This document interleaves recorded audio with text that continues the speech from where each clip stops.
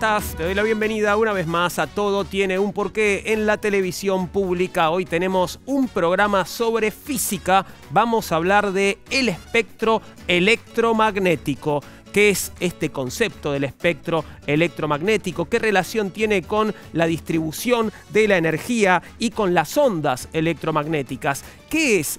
¿Cuál es la naturaleza de la luz, por ejemplo? ¿Qué es la radiación electromagnética? ¿En qué consiste la radiación ultravioleta? ¿En qué consiste la radiación infrarroja? ¿Qué es la radiofrecuencia? Son algunas de las muchas preguntas que tenemos que intentar responder durante el programa de hoy, así que te invito a que nos metamos de lleno ya en la conversación con nuestro primer invitado. Vamos a hablar de radiación electromagnética. Nos visita Hernán Greco.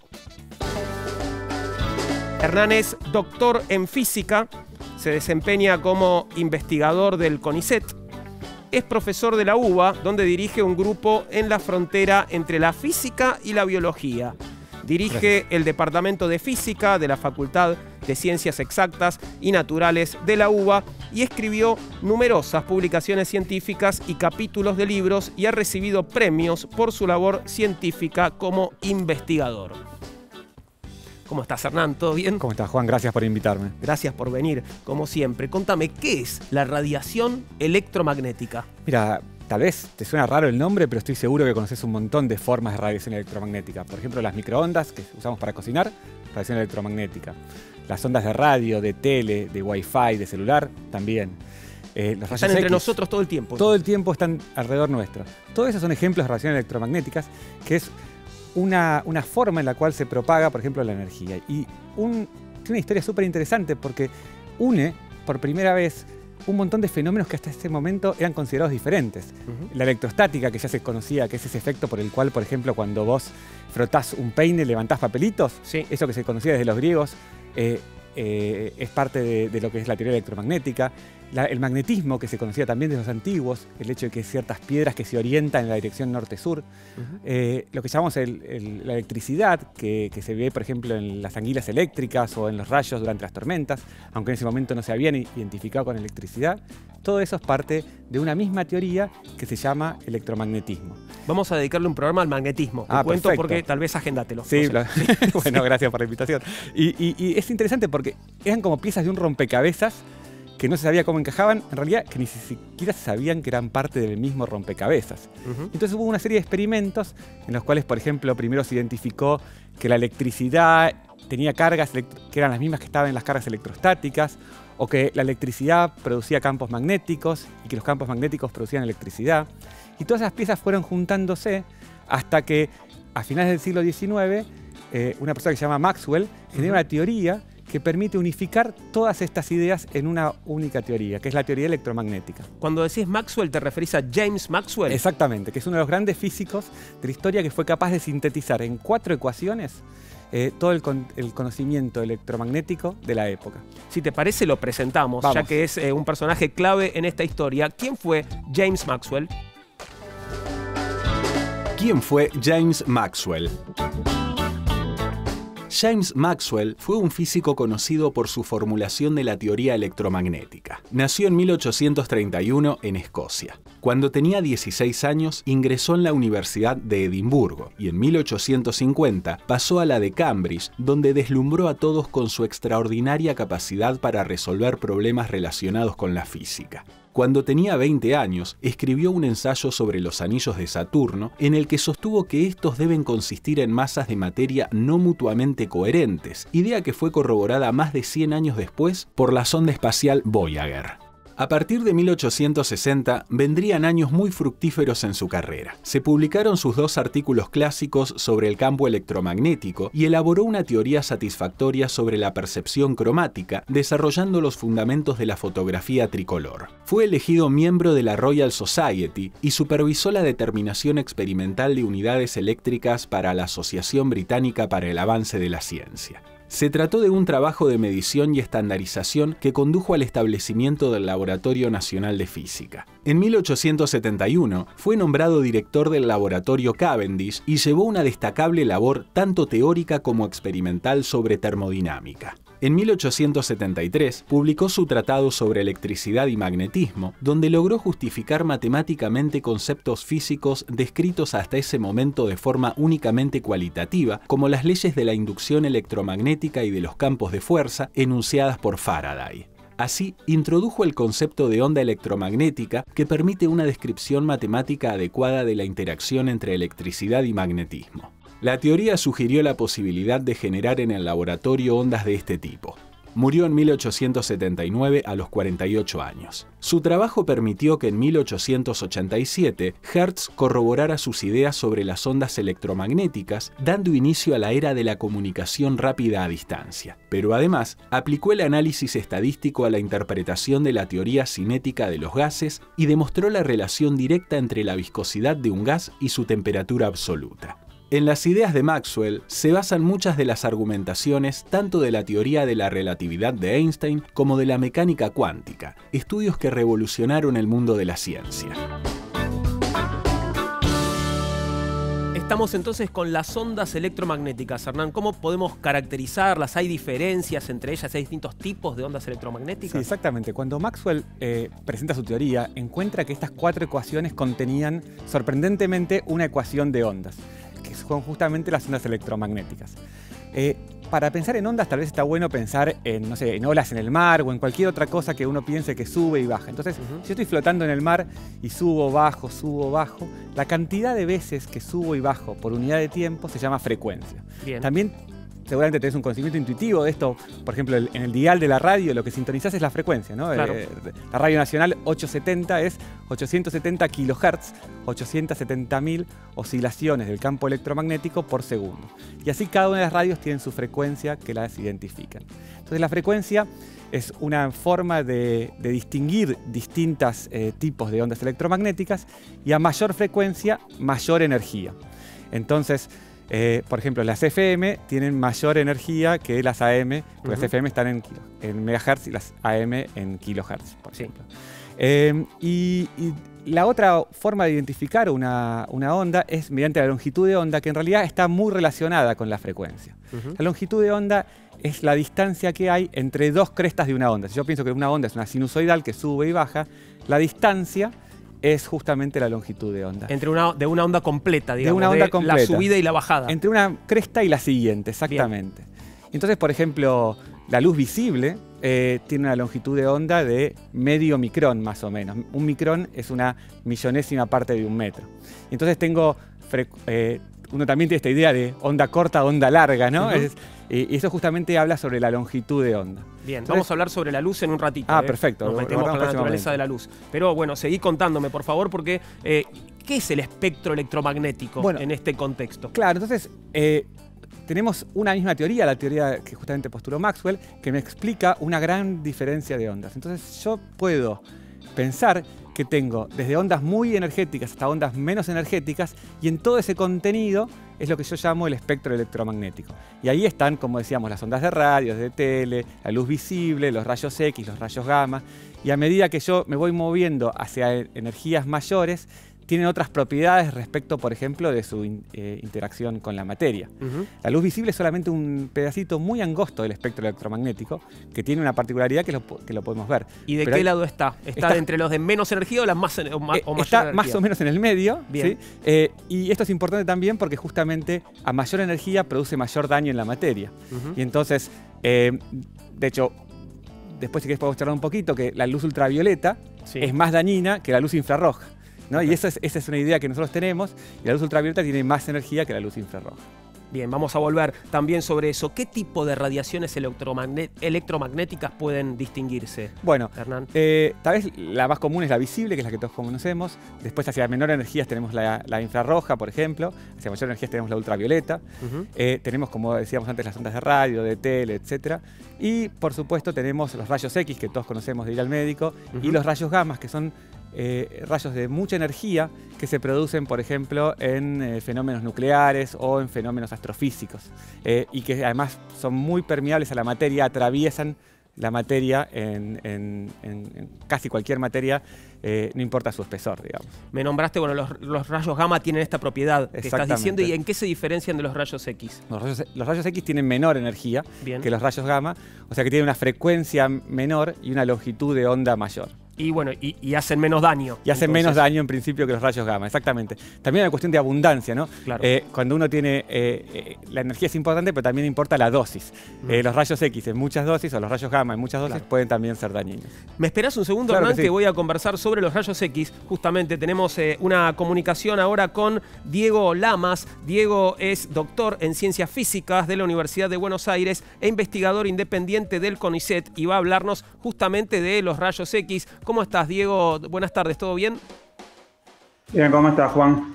Muy bien, gracias. Bueno, un poco veníamos hablándolo con Hernán, pero te pido tu definición. ¿Qué son los rayos X? Como decían recién, son ondas electromagnéticas de longitud de onda muy corta, longitud de onda básicamente 1000 veces más corta que la luz visible, y por lo tanto nos permite estudiar fenómenos que tienen que ver con esas escalas, ¿no? Estamos hablando del orden de 10 a la menos 10 metros, estamos hablando de la 10.000 millonésima parte del metro, para tener una idea de las longitudes de onda que estábamos hablando. Ahora, siendo una longitud de onda tan corta, ¿cómo llegaron a descubrirse los rayos X, Diego? Es difícil imaginarse cómo hace alguien para descubrir algo que no se ve, ¿no? Estamos en algo cortísimo, ¿no? Son longitud de onda cortísima, fuera de lo visible. Por supuesto, se dio cuenta por cosas que sí se ven.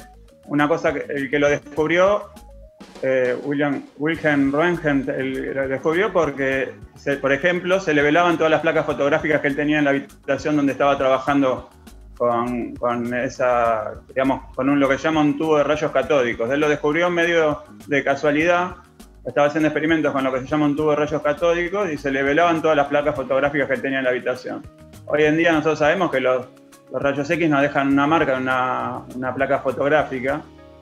Por ejemplo, la que estamos viendo ahí en la imagen es una radiografía clásica que él logró, que es la mano de su esposa.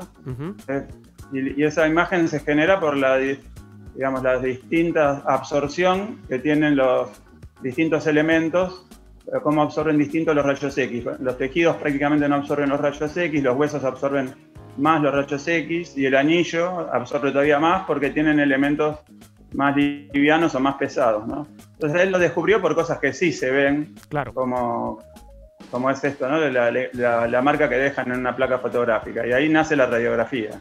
¿A qué viene el nombre? ¿Por qué rayos X? Esa es una buena linda pregunta. Es porque no se sabía qué eran. Él descubre la radiografía, inmediatamente le presenta a los médicos. En muy poquito tiempo, en menos de 2 meses, él logra radiografías de muy buena calidad.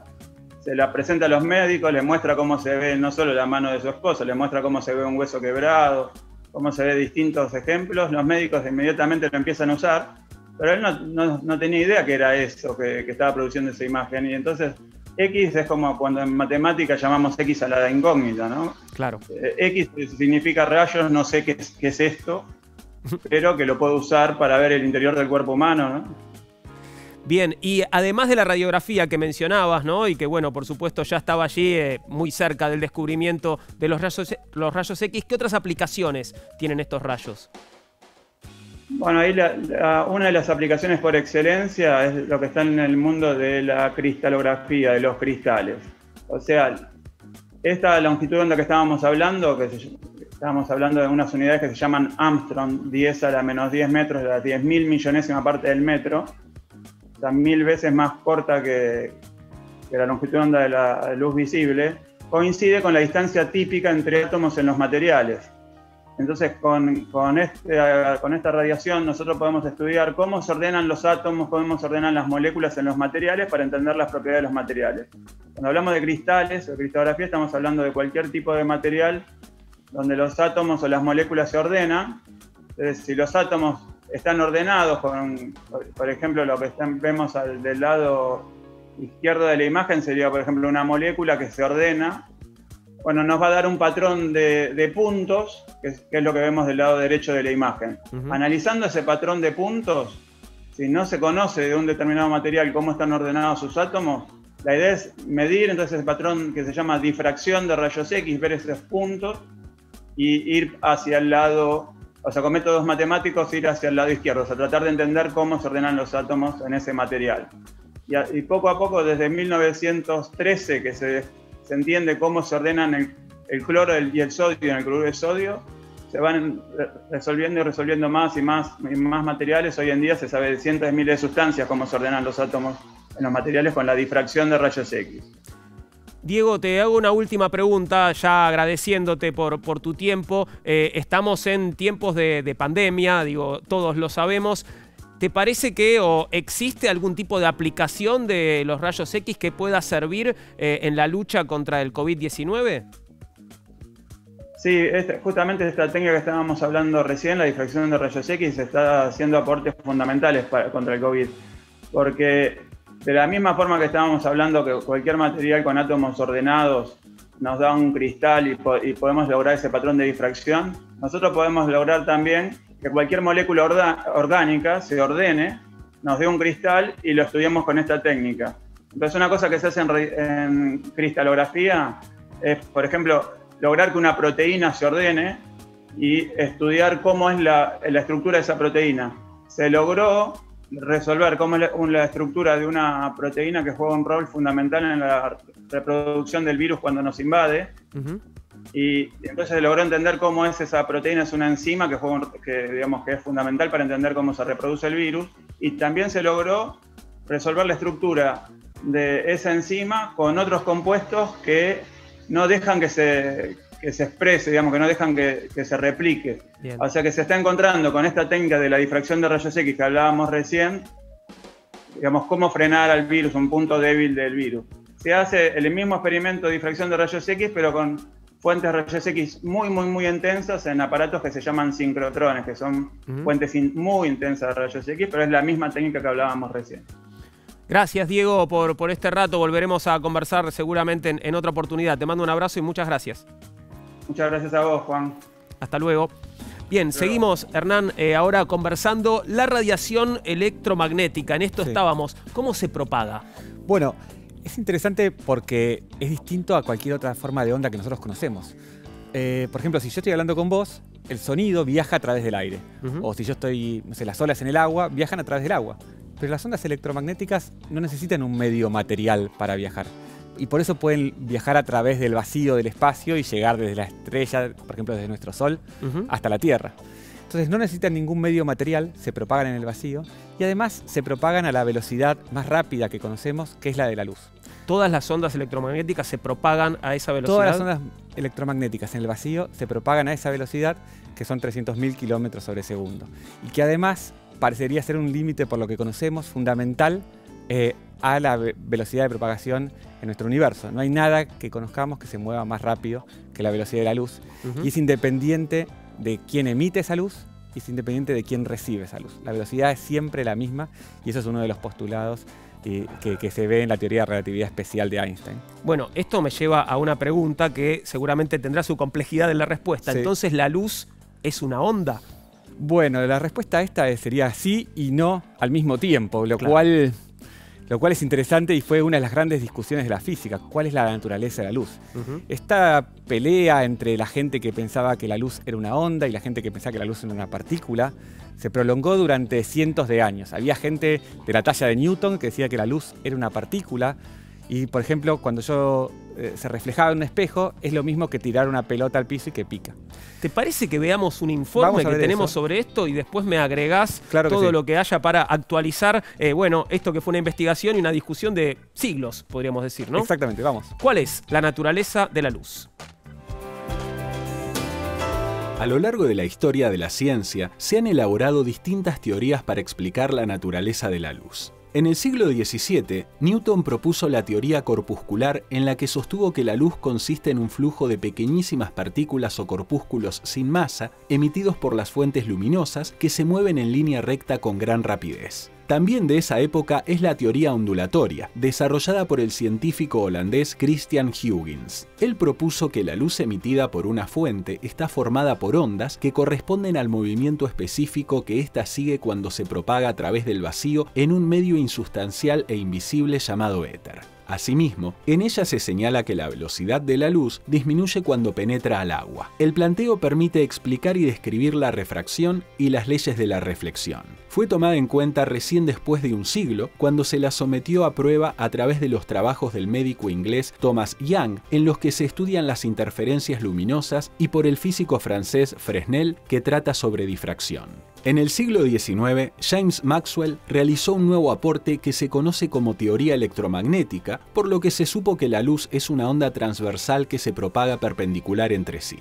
Esta premisa permitió descartar que existiera un medio de difusión insustancial e invisible, es decir, el éter, lo que terminó siendo corroborado por un experimento. Sin embargo, esta hipótesis no logra explicar algunos fenómenos relacionados con el comportamiento de la luz en cuanto a la absorción y la emisión, como el efecto fotoeléctrico y la emisión de luz por cuerpos incandescentes. Hacia fines del siglo XIX y principios del XX, el físico alemán Max Planck estableció que los intercambios de energía entre la materia y la luz solo son posibles por cantidades finitas o cuantos. La propuesta se enfrentó a la dificultad de no poder explicar los fenómenos de tipo ondulatorio, como las interferencias y las difracciones, entre otros. Sin embargo, en 1905, Einstein se basó en ella y explicó el efecto fotoeléctrico por medio de los corpúsculos de luz a los que llamó fotones. Una última hipótesis es la que se conoce como mecánica ondulatoria, que reúne tanto la teoría electromagnética como la de los cuantos, heredadas de la teoría corpuscular y ondulatoria, con lo que se evidencia la doble naturaleza de la luz. En 1924, el físico francés Louis de Broglie estableció la naturaleza corpuscular de la luz en su interacción con la materia, en lo que hace a su proceso de emisión y absorción y la naturaleza electromagnética de su propagación. Estas son las hipótesis que explican uno de los fenómenos más misteriosos que acaparó la atención de brillantes científicos de todos los tiempos.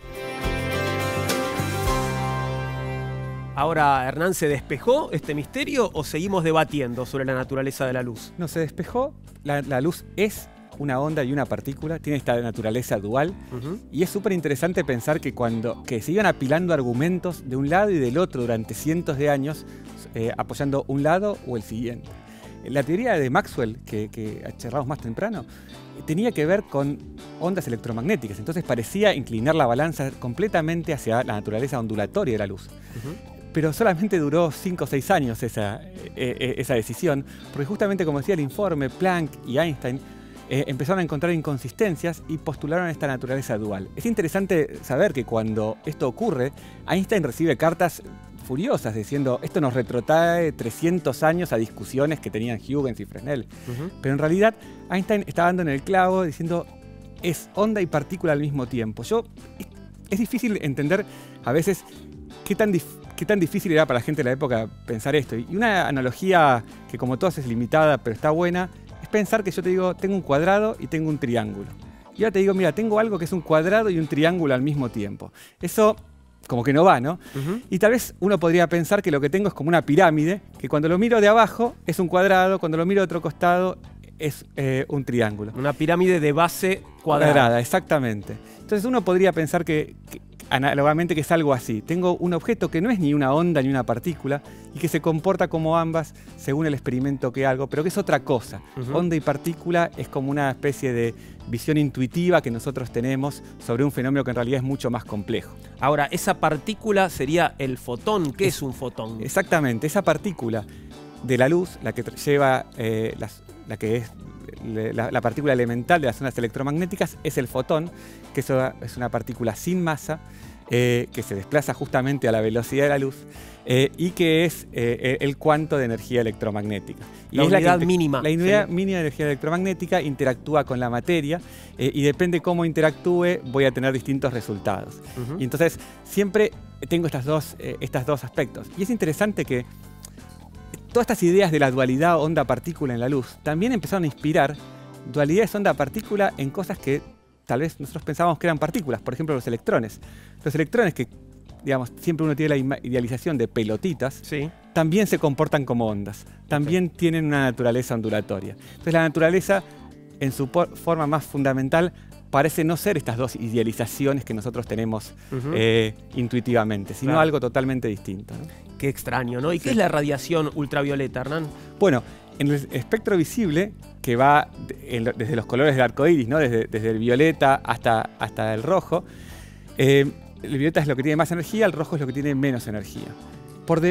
A mayor energía del violeta tenemos justamente la radiación ultravioleta. Ultravioleta. Exactamente, que interactúa con la materia de forma más fuertemente, por ejemplo con nuestra piel, genera quemaduras, ese tipo de cosas.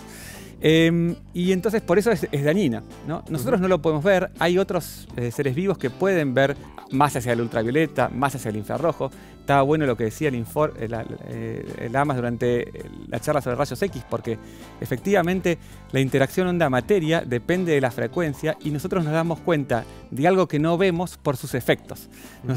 Nos damos cuenta de que existe la radiación ultravioleta porque, por ejemplo, nos quema la piel. Ahora, tiene aplicaciones que son útiles, más allá de que puede hacernos daño, Por ¿no? supuesto. La radiación ultravioleta, como todas las ondas electromagnéticas, tienen un montón de aplicaciones muy interesantes, porque interactúan con la materia diferentes según su frecuencia, su longitud de onda.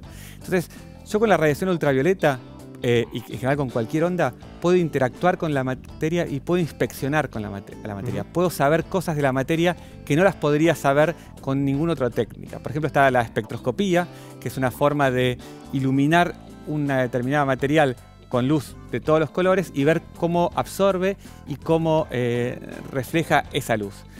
Cómo ese espectro de absorción y de reflexión me habla sobre el contenido íntimo de la materia de la misma forma que decía Lamas sobre rayos X. Ahora, tengo entendido, Hernán, que en esta interacción entre la luz y la materia pueden pasar distintas cosas, ¿no? Exactamente. Tengo un informe Vamos al a verlo. respecto. Absorción, reflexión y transmisión. Son las tres cosas que pueden pasar, ¿no? Claro, y a veces se llama refracción a esa última. Perfecto. Bueno, ahí vamos entonces. Absorción, reflexión y refracción Exacto. de la luz.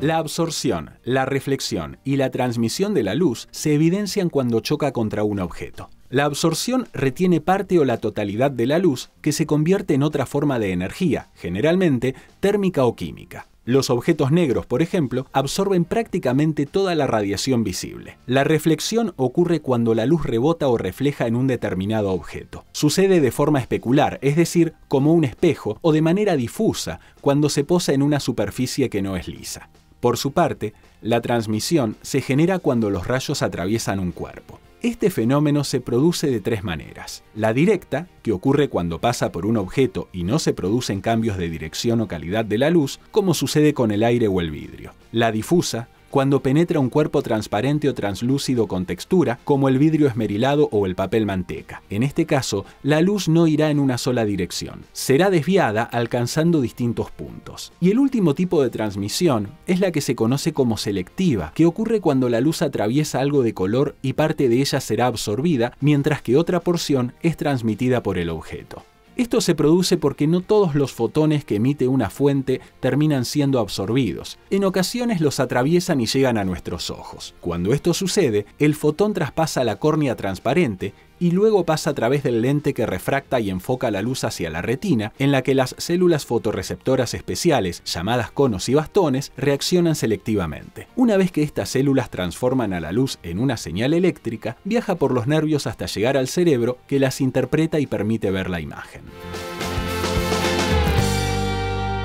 Ahí veíamos los tipos de interacción entre la luz y la materia. Vamos a seguir hablando, por supuesto, sobre el espectro electromagnético después del corte. Hernán, muchas gracias por haber venido y volvemos a encontrarnos, creo, pronto, ¿no? Tenemos una cita pendiente. Así es, Juan. Muchas gracias por la invitación. Gracias a vos por venir. Acordate que podés mandarnos un mail a porqué@mandarinatv.com. En Facebook nos encontrás como Todo Tiene un Porqué. En Instagram y Twitter @porqué_TV. Continuamos con nuestro programa sobre física, el espectro electromagnético, después de la pausa.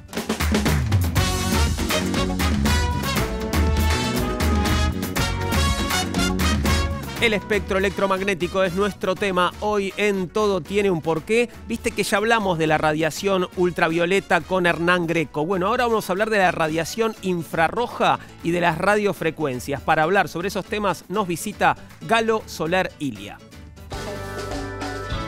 Galo es doctor en química, es decano del Instituto de Nanosistemas de la Universidad Nacional de General San Martín, es investigador principal del CONICET, dedicado a la química de materiales y nanotecnologías, y es profesor en la Facultad de Ciencias Exactas y Naturales de la Universidad de Buenos Aires. Gracias por estar con nosotros, Galo. Muy lindo estar de nuevo acá. Buenísimo. Contame, ¿qué es la radiación infrarroja? La radiación infrarroja es una radiación que está por debajo de la radiación visible. Como contaba Hernán hace un ratito. Debajo del rojo. Claro, el espectro visible es un espectro muy angostito que nosotros vemos porque nuestros ojos tienen sensores capaces de detectar esa luz. Las radiaciones de color las que vemos de color violeta, digamos, más allá de las radiaciones más energéticas que las de color violeta son las del ultravioleta, y las inferiores al rojo son las de menor energía que las que corresponden al rojo, son las infrarrojas. ¿Qué es esto? En realidad uno tiene que ver que la radiación interactúa con la materia, como contaban recién, y los químicos lo vemos de una manera relacionada a lo que es la estructura de la materia. En la materia vos tenés moléculas, y esas moléculas están compuestas de átomos que uno mentalmente los tiene como unas pelotitas que están circundadas por electrones, ¿verdad? Bueno, resulta que cuando una onda electromagnética viene, esa onda electromagnética pega con la molécula y la onda es un campo eléctrico oscilante. Entonces, esas pelotitas, protones y electrones, van a interactuar de alguna manera con esa onda y se van a perturbar. Hay muchas maneras diferentes en que las moléculas se perturben. Se perturben significa que vos le estás inyectando energía de alguna manera y a esa molécula le van a pasar cosas. Claro. Le pasaron cosas. ¿Qué puede ocurrir? Puede ocurrir que, por ejemplo, cuando vos la iluminás con luz visible, esa molécula cambie de forma. O puede ocurrir que los electrones de esa molécula absorban luz. ¿Cómo absorben luz las moléculas? ¿Cómo absorben luz los electrones? Imagínate que los electrones están sentaditos en estantes que corresponden a su estado energético. La luz llega, esos cuantos de energía, esos fotones, hacen que el electrón absorba esa energía y pase al estante de arriba, por decirlo de alguna cuestión. Chupe energía, así como sale de un pozo. Bien. Pasan en las moléculas, los estados de energía están cuantizados. Quiere decir que los electrones están en estantes, no están en un estado continuo. Entonces, ¿qué pasa? En la luz visible ocurre que esos electrones son absorbidos por las moléculas y de ahí el color. Se absorben ciertas regiones del espectro electromagnético visible. Por ejemplo, absorbemos en el verde, bueno, se ve violeta, se ve azul y rojo. Absorbemos en el rojo, se ve azul. Se ve la otra parte del espectro. Claro. Bueno, eso se ve en las transiciones electrónicas. En el infrarrojo, ¿qué ocurre? No ocurre esto. En lugar de absorber los electrones que están subiendo en estado, como que el bolsillo de energía es más chico. La energía no alcanza para hacer que los electrones salten, pero sí alcanza para que la molécula vibre, oscile. Entonces, en el infrarrojo es la característica digamos, es la radiación que excita las oscilaciones. Hace que las moléculas bailen, básicamente, oscilen. Y se la considera radiación térmica. ¿Por qué se la considera radiación ¿por qué térmica? Es radiación térmica? Porque vos le pegás a una molécula con infrarrojo, la molécula se empieza a mover, y ese movimiento también se puede transferir en calor. Es decir, ¿qué es el calor? El calor es, básicamente, o la energía térmica de un sistema, básicamente es energía de velocidad de las moléculas. En un sistema más caliente las moléculas van más rápido. Si vos inyectás luz en una molécula y la haces vibrar, esa molécula que vibra va a chocar con moléculas vecinas, les va a transferir parte de esa energía, y esas otras es como un billar. Bien. Vos vas a hacer que las moléculas vayan más rápido. Al ir más rápido se calienta el sistema. Por eso las radiaciones infrarrojas son radiaciones térmicas. Por ejemplo, las hamburgueserías muchas veces tienen una lámpara infrarroja que lo que hace es no le prende fuego a las cosas. Les irradias térmicamente, haces que las moléculas vibren, eso hace chocar al sistema y hace que se caliente. Mantiene calentitos, es donde tienen las hamburguesas ahí calientes ya cocidas, ¿no? Exactamente. Exactamente. Perfecto. ¿Y qué es la espectroscopía infrarroja? Bueno, es lo que justo esto es muy interesante porque tiene que ver con cómo son métodos indirectos para ver la intimidad de las moléculas. Los químicos durante un siglo hemos tenido evidencia indirecta, hemos formado el edificio de la química a partir de evidencia indirecta, porque las moléculas hasta hace muy poco tiempo no se podían ver. Hoy en día se pueden ver. Hace 20, 30 años los átomos y moléculas se pueden ver con microscopios muy poderosos. Pero hace 50 o 60 no. Entonces teníamos que recurrir a técnicas indirectas.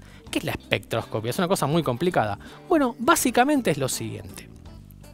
Es irradiar a una molécula con luz infrarroja, y ves cuáles son las radiaciones que son absorbidas por esa molécula. A partir de las radiaciones absorbidas por esa molécula, te vas a dar cuenta cómo vibra esa molécula. Como esa vibración depende de cómo son los enlaces, vas a conocer la anatomía de esa molécula. Te lo pongo un ejemplo sencillo. A ver.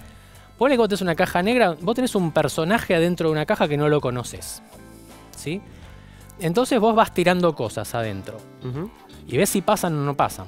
Entonces vos tirás, por ejemplo, ropa copada. Y a la persona no le interesa la ropa. Bueno, ¿sabés qué? Y pasa la ropa. Sí. Vos tirás bananas. Bueno, el tipo no es un vegetariano. Vos tirás asado. El tipo es un vegetariano, no lo come, el asado pasa. Ahora, si vos tiraste banana, asado, ropa, bueno, vos tenés un perfil de qué le gustó al tipo por lo que pasó o no pasó. Bien. Vos tenés un náufrago, se morfó todo, se puso lo que pudo. Vos tenés a alguien que es rico, bueno, no va a comer esto. Vos tenés un vegetariano, no come carne. Esto es lo mismo. Vos vas irradiando y viendo qué pasa, qué no pasa, y en función de eso, en base a modelos que entienden de la interacción radiación-materia, entendés de qué está hecha esa molécula, cuáles son las conexiones atómicas. El infrarrojo es específico para eso. ¿Y en qué se diferencia de la radiación de microondas? Claro, ¿en qué se diferencia? En que es otro bolsillo. Pasamos de la energía mayor a la energía menor. En el ultravioleta vos irradiás electrones. Es una radiación ionizante el ultravioleta. El electrón se puede escapar, se puede ir al estante de arriba. Por eso son dañinas. Claro. Porque pueden destruir una molécula, pueden generar electrones radicales libres y eso puede armar lío a nivel genético. En el visible, ¿qué pasa? Vos irradias los electrones y se ven cambios de color. En el infrarrojo, ¿qué pasa? Cambias las vibraciones. En microondas, ¿qué haces? No te alcanza la energía ni para que el electrón salte ni para que la molécula vibre. Es aún más abajo, digamos. Es aún menos más energía. abajo en energía. Okay. Pero te alcanza para que la molécula rote. Nuevamente, cuando la molécula rota, se arma un despelote alrededor. Claro. Empieza a rotar, a pegarle codazos a las moléculas vecinas y las calienta también. De ahí nuestro horno microondas. Tenemos un informe que justamente nos cuenta cómo funciona. Perfecto. Cómo funciona el microondas para que no tengas que desarmarlo. Mira. ¿Cómo funciona el microondas? El horno doméstico, conocido como microondas, cocina los alimentos mediante ondas electromagnéticas de alta frecuencia que operan en un espectro de 2450 MHz y son producidas por un dispositivo denominado magnetrón. Cuando encendemos el horno, las microondas se dispersan en su cavidad interior mientras un ventilador agitador las refleja, de modo tal que se propaguen en todas direcciones. De modo similar a lo que sucede con la luz, en sus trayectorias son reflejadas, transmitidas o absorbidas por los materiales con los que se encuentran. Cuando está activado, el horno eleva la temperatura de los alimentos al someterlo a un campo electromagnético de alta frecuencia. Así las microondas son absorbidas por el agua, las grasas, los azúcares. En el caso de las moléculas de agua, por ejemplo, su estructura genera dipolos eléctricos, lo que significa que tienen zonas de densidad de carga positiva y zonas de carga negativa. Al rotar se producen rozamientos y choques que causan el aumento de la temperatura y provocan el calentamiento y cocción de los alimentos. Esta agitación es un mecanismo físico, un simple movimiento de las moléculas que no provoca ningún tipo de alteración en la composición química más allá de los que ocurren cuando se eleva la temperatura de algo. Debido a que calienta mediante un proceso de absorción, estos hornos tienden a cocinar ciertas comidas de manera desigual o a diferentes velocidades. Por ejemplo, los alimentos líquidos o con más cantidad de fluidos se cocinan más rápido. Usualmente se pone una plataforma giratoria para compensar la falta de uniformidad del calentamiento. Los fabricantes recomiendan no colocar metal en el horno, porque esto podría causar arcos y daños eléctricos. Además, porque este material refleja las microondas, por lo que un alimento envuelto con él no llegará a cocinarse. El microondas es un ejemplo más de las aplicaciones prácticas y cotidianas a las que se puede llegar gracias a los descubrimientos de la ciencia. Así funciona un microondas. ¿Y las ondas de radio? ¿Qué son las ondas de radio, Galo? Bueno, las ondas de radio son ondas de aún más baja energía. Es decir, las ondas de radio ya no influyen tampoco ni siquiera en la rotación, pero influyen en algunos otros fenómenos. Todo esto que nosotros estamos contando son fenómenos que se llaman fenómenos cuánticos, que provienen de cómo se describe la energía de átomos y moléculas, y son lo que se conoce como energías cuantizadas. Cada rango de energías como que actúa sobre determinada física del sistema. Es decir, si vos le das duro a la molécula con un ultravioleta, salta el electrón. Si le das con el visible, los electrones quedan dentro de la molécula pero juegan un poco. Si le das con el infrarrojo, vibran. Si le das con el microondas, giran. Y si le das con la radio, bueno, hay algunos procesos nucleares, ¿sí?, que también tienen lugar. ¿Cuáles son las características de las ondas de radio? Las ondas de radio son ondas bastante más largas, son ya de metros. Quien escuchaba ahora que son los 100 años de la radio, la Noblex 7 mares con la frecuencia de 42 metros, etcétera. La onda larga y onda corta, por ejemplo, son ondas que son del orden del metro. Fíjense que pasamos de las visibles, que son de 400 nanómetros a 800 nanómetros, a ondas que son 9 órdenes de magnitud o 7 órdenes de magnitud más grandes. Bueno, son ondas que son oscilaciones largas. Lo que sí tienen estas es que, como dijo Hernán, se propagan a la velocidad de la luz en el espacio sin un medio sin la necesidad de un medio que las transporte. Entonces sirven para transmitir información, por ejemplo, que es para lo que las usamos básicamente. Claro, ¿qué aplicaciones tienen? Bueno, transmitir información, las radios funcionan con estas ondas. Las radios, bueno, mucha de la información va o por microondas o por ondas de radio, están bastante cercanas. Y fíjate que incluso hay ciertas ondas que se pueden reflejar en la parte superior de la atmósfera y llega más lejos, las famosas ondas cortas de las radios. Y fíjate que además esto nos puede permitir comunicar en el espacio con otros planetas, por ejemplo. ¿En serio? O sea, sí. Existe la radioastronomía. Existe la radioastronomía. Vamos a hablar sobre eso. Tengo una comunicación después de la tanda, para meternos en el mundo de la radioastronomía. Un temazo buenísimo. De eso vamos a hablar después del corte. Pero antes de ir a la pausa, salimos por un momento, si no te molesta, Galo, del espectro electromagnético para referirnos a una de nuestras secciones. ¿Qué tiene que ver hoy? ¿Qué tiene que ver la ciencia con el cine? Mira. ¿Qué tiene que ver la ciencia con el cine? La invención del cine no podría haber sucedido si antes no se hubiera creado la fotografía. Cuando en el siglo XIX el científico francés Niepce logró una técnica para fijar imágenes, el mundo del cine empezaba muy a lo lejos a vislumbrarse. En 1839, el artista francés Daguerre presentó una fotografía hecha sobre una superficie de plata pulida que en su honor se llamó daguerrotipo. De a poco, la tecnología en relación con el tratamiento de la imagen iba creciendo y el cine dejaba de ser una fantasía de la ciencia ficción. Una primera aproximación a las imágenes en movimiento se dio con los llamados juguetes filosóficos, como el praxinoscopio, el taumatropo o el fenaquistiscopio. Los efectos ópticos y la relación entre el mecanismo de estos objetos y el funcionamiento de la vista fueron una antesala esencial para el nacimiento del cine. Hasta que los hermanos Lumière lograron notorias mejoras en el proceso de fotografías estáticas, un paso fundamental para lo que vendría luego. Este invento, unido a otro denominado kinetoscopio, dio origen a un aparato que al mismo tiempo funcionaba como cámara y proyector. De esta manera, en 1895 se patentó el primer cinematógrafo y nacía una de las industrias más apasionantes en el mundo del entretenimiento y la comunicación. Vamos a seguir hablando, acordate, sobre radioastronomía. Te vamos a contar qué es, no lo voy a hacer yo, por supuesto. Tendremos una comunicación con Diego Bagú después de la pausa. Estamos hablando hoy sobre el espectro electromagnético. En Todo Tiene un Porqué. Ya venimos.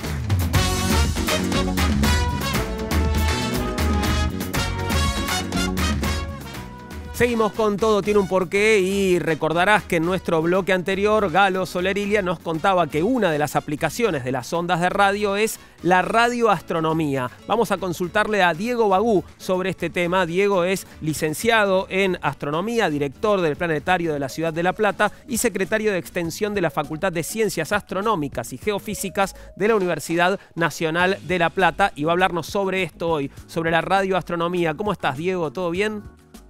Hola Juan, ¿qué tal? ¿Cómo estás? Muy bien, gracias. Contanos, ¿qué es la radioastronomía? La radioastronomía es el área a la cual se dedica la astronomía en todo lo que tiene que ver la observación del cielo y los objetos que se encuentran en el espacio, pero enfocado en la energía de ondas de radio, la energía que traen las ondas de radio. Tanto Hernán como el otro Diego y Galo explicaron muy bien lo que es el espectro electromagnético, es decir, las ondas electromagnéticas tienen distintos tipos de energía, así nuestros ojos captan, por ejemplo, la energía en el rango de la luz visible, tenemos los rayos X, las microondas y también tenemos las ondas de radio, ¿sí? Bien, uno el cielo lo puede estudiar de distintas maneras, así yo siempre hago una analogía con la medicina, ¿sí? Un médico puede estudiar nuestro cuerpo a partir de la temperatura de nuestro cuerpo con infrarrojos, puede también un dermatólogo obtener una imagen de nuestro cuerpo y ver nuestra piel, y el traumatólogo con rayos X va a obtener una imagen de nuestro cuerpo, de los huesos, ¿sí? El cielo se estudia de la misma manera, en luz visible, en rayos X, en infrarrojo y también en ondas de radio. La radioastronomía se dedica a esa parte del estudio del cielo, en ondas de radio. Y en particular la radioastronomía, ¿qué ha aportado al conocimiento astronómico? Con estos medios, ¿qué se ha sumado a lo que sabemos sobre el universo? Mirá, se han sumado cuestiones muy, muy importantes. Por mencionarte dos solamente, cuando el universo tuvo su origen de acuerdo a lo que hoy creemos, que la teoría que mejor lo describe, aunque por supuesto quedan muchísimas preguntas por responder, la teoría que mejor lo describe es la teoría del Big Bang. Ese universo en su primera etapa era opaco, es decir, no era visible, no hay luz, ¿sí?, que podamos captar con telescopios, no hay luz que puedan captar nuestros ojos, por ejemplo, por cómo estaba la materia en ese momento. Tuvieron que pasar varios miles de años para que los protones y los electrones pudiesen comenzar a unirse y a formar átomos, y de esa manera los fotones poder dispersarse por todo el universo. En esa etapa del universo se generó toda una radiación de fondo que impregnó a todo el universo. Esa radiación de fondo fue captada a partir de radiotelescopios, a partir de instrumentos que captan ondas de radio, y eso nos permitió no solamente comprender mucho mejor al universo, sino darle una potencia, reafirmar la teoría del Big Bang en cuanto al universo. Y otro ejemplo que puedo darte es el referente a la materia oscura, ¿sí? En las últimas décadas se habló mucho y se habla mucho de energía oscura, de materia oscura, porque brinda un panorama bastante más completo del universo que hasta hace un par de décadas desconocíamos. Bueno, el factor que de alguna manera permitió corroborar la existencia de materia oscura fue observar cómo las galaxias rotan, ¿sí?, a partir de ondas de radio. Con radiotelescopios comenzamos a ver distintos tipos de galaxias y nos dimos cuenta que las galaxias, para rotar de la manera en que lo hacen, tienen que tener mucha más materia de la que somos capaces de ver. Eso se pudo detectar con ondas de radio y permitió de alguna manera reafirmar el concepto de materia oscura. Vamos a hacer un programa sobre materia oscura y agujeros negros, así que andá agendándotelo, Diego, seguramente será en algunas semanas. Me hablabas del radiotelescopio. ¿Qué instrumental se utiliza para la radioastronomía? ¿Esto, radiotelescopios, algo más?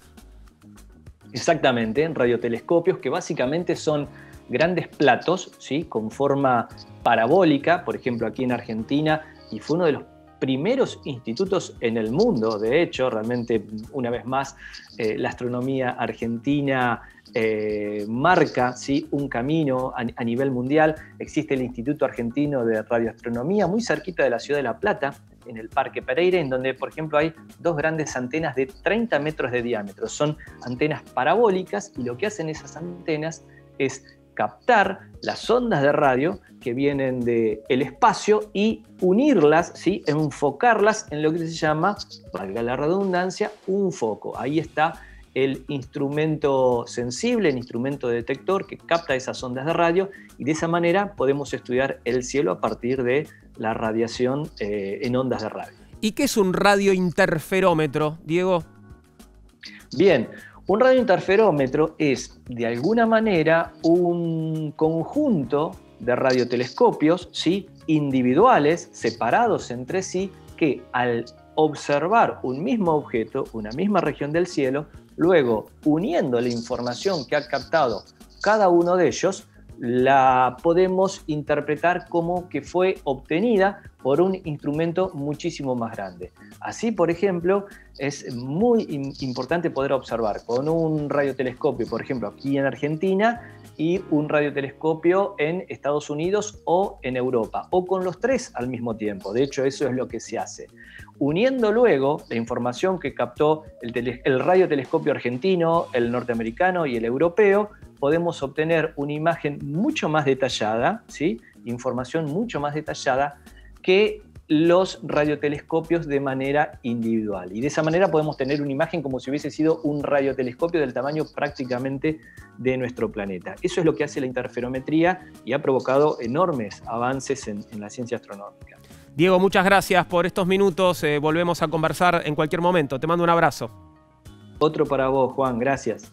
Muchas gracias. Bien, se nos acabó el tiempo, así que Galo, te agradezco mucho que hayas venido. Fue un placer como siempre, escucharte, muy interesante, y volvemos a encontrarnos en cualquier oportunidad. A vos te digo gracias también, espero que hayas disfrutado de nuestro programa de hoy y acordate que volvemos a encontrarnos con más preguntas y buscaremos nuevas respuestas, pero sobre otros temas, porque todo tiene un porqué. A continuación te dejamos con Altavoz, Juani Andino, Cata Delia en la televisión pública. Muchas gracias y hasta la próxima. Chau.